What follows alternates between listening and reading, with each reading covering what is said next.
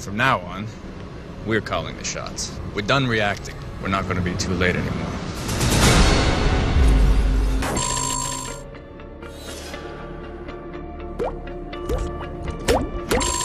Her super hearing was her body processing the experience of coming crashing through the other side. It's not related to the cortex event necessarily. It's not something that she's going to continue to have. Coming through from the other side is particularly dramatic.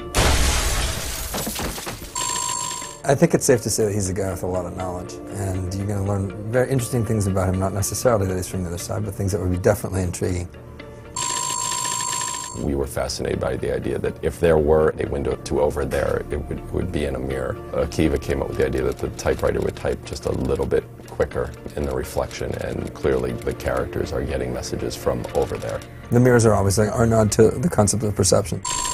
Gordon was a member of the military, and then somewhere he came into knowledge that scared him, and he started to find that people were shutting him down, and so he took matters into his own hands, a little bit paranoid perhaps.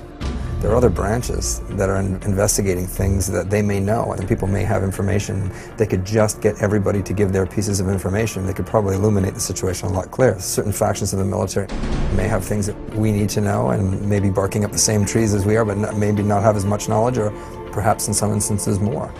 Whatever is in those cases is going to destroy us all.